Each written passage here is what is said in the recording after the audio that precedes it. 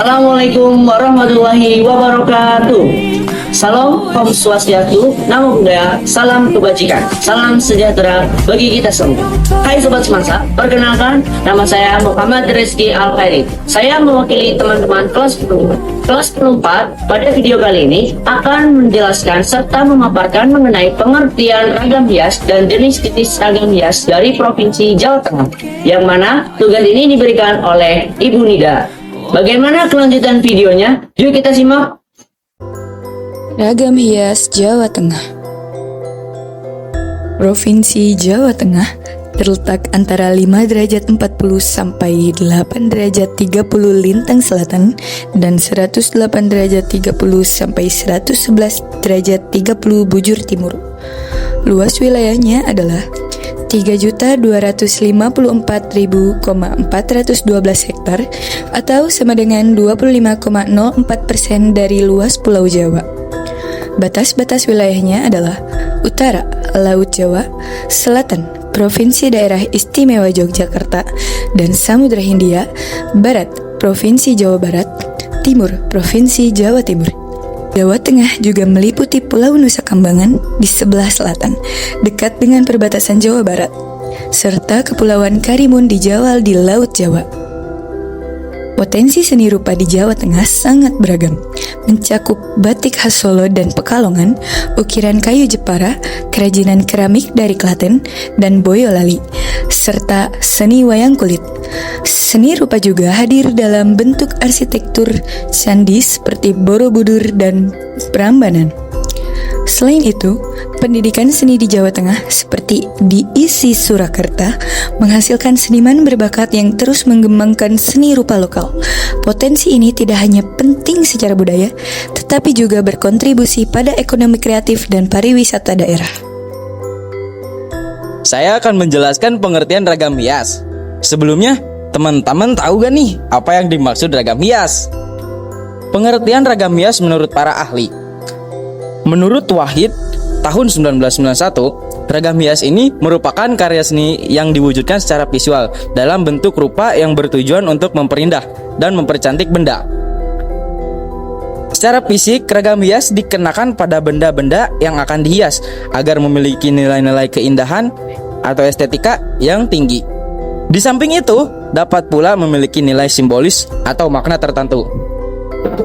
Nah, yang kedua, menurut Asy'ari tahun 2013, ragam hias adalah setiap bentuk yang merupakan komponen dari produk seni dengan ditambahkan atau memang sengaja dibuat untuk tujuan hiasan dan menambahkan keindahan dari suatu barang supaya terlihat lebih menarik. Kesimpulannya, ragam hias adalah ornamen atau hiasan seni yang dituangkan dalam sebuah objek dengan tujuan untuk menambahkan nilai estetika dan memberikan makna simbolis pada suatu objek yang digunakan. Berikutnya, teman-teman, saya akan menjelaskan mengenai jenis ragam hias yang ada di Jawa Tengah. Untuk motif ragam hiasnya, kelas kami sepakat untuk memilih 20 jenis motif ragam hias saja.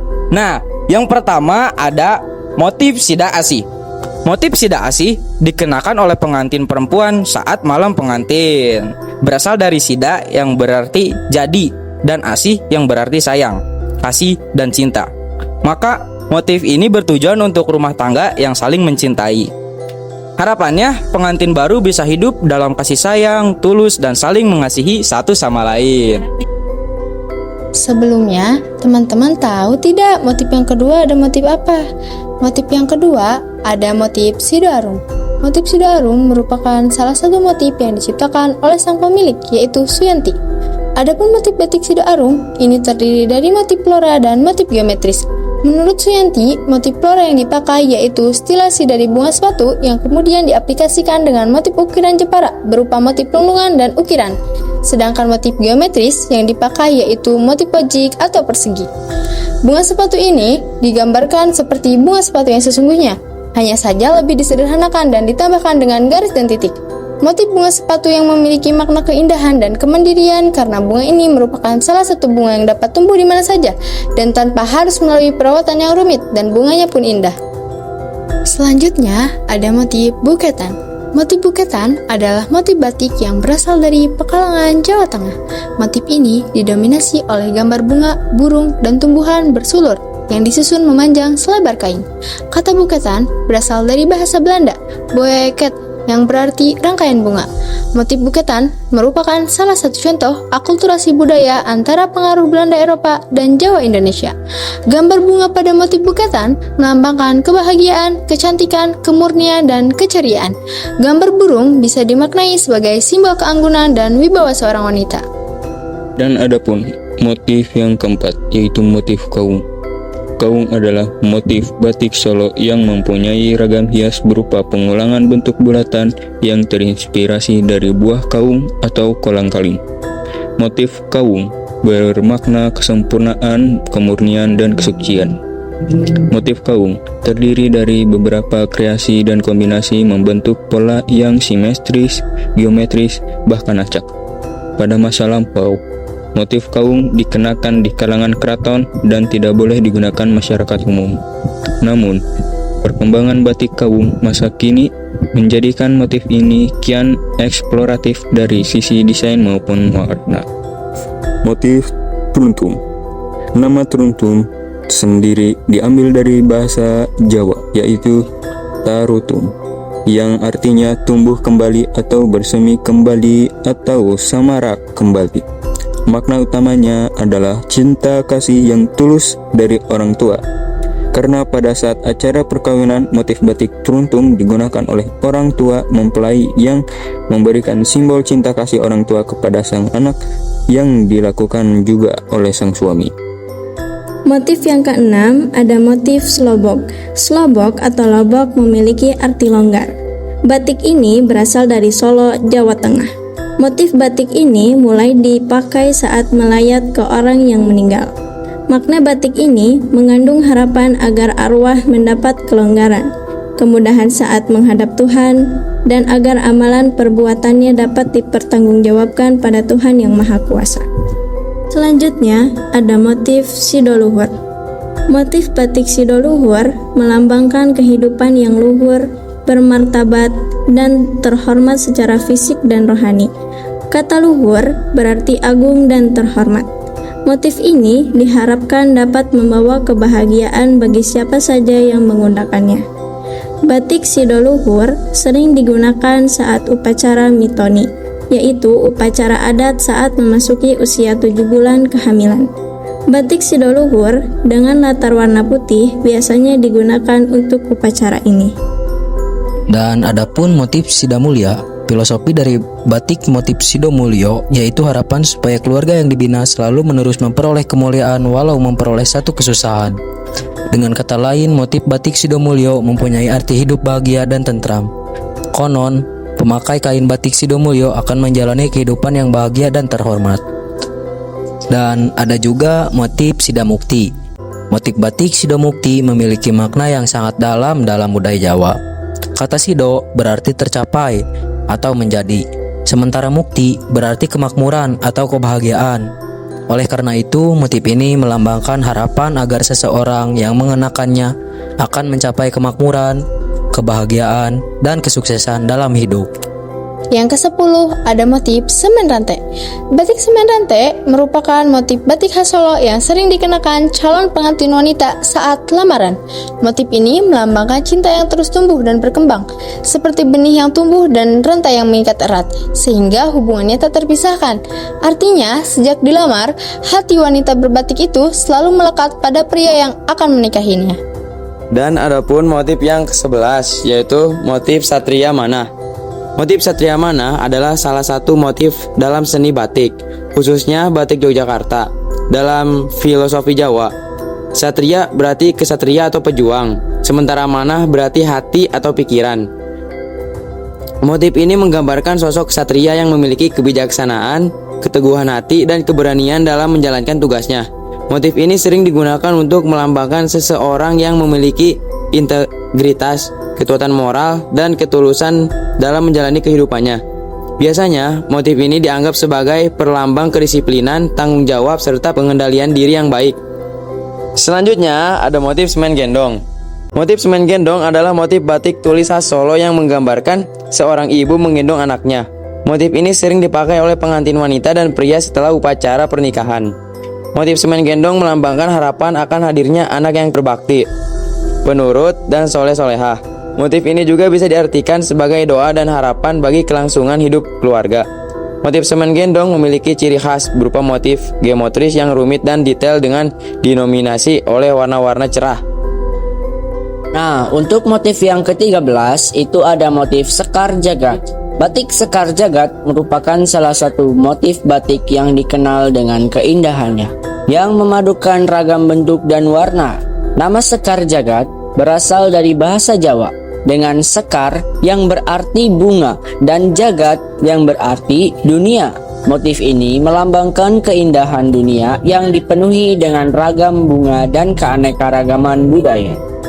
Adapun motif Pamiluto. Pamiluto berasal dari kata pulut yang artinya lengket. Dalam bahasa Jawa sering disebut kepilut atau tertarik. Oleh karena itu dapat diartikan bahwa pola ini diterapkan pada kain batik untuk menarik perhatian.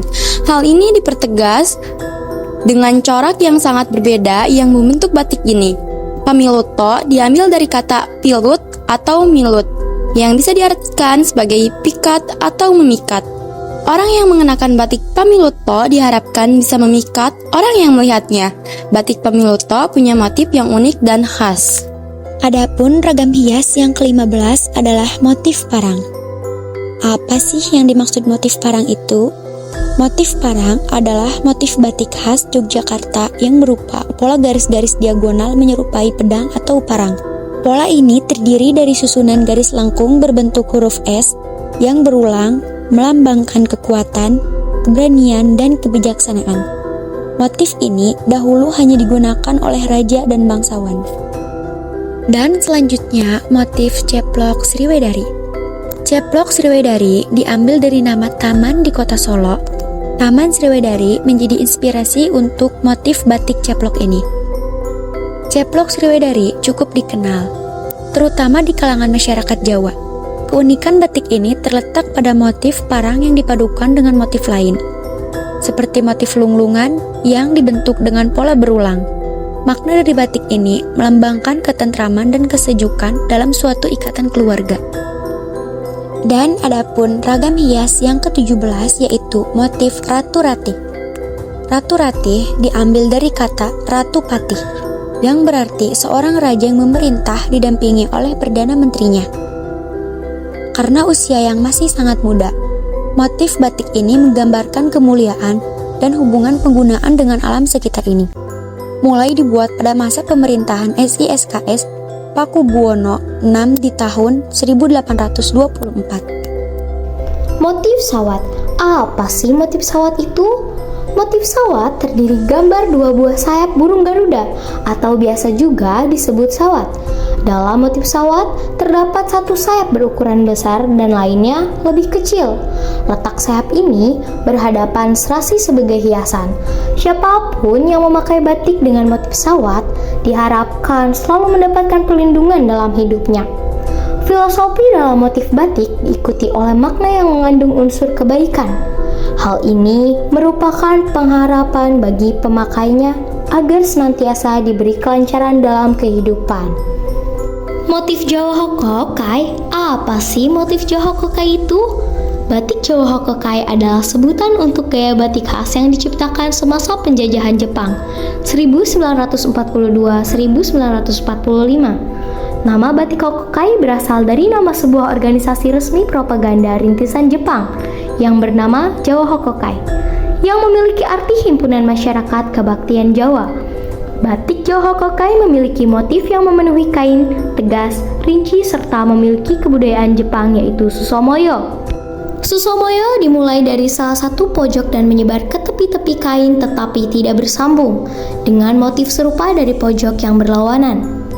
Motif-motif yang digunakan adalah motif-motif yang berasal dari alam Jepang, seperti lereng Gunung Fuji, bunga sakura, bunga serunai, kupu-kupu.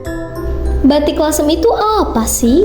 Batik Lasem adalah ragam kain batik pesisir yang tercipta dari perpaduan kebudayaan lokal yang terinspirasi oleh estetika batik keraton, serta menerima pengaruh unsur budaya dari luar.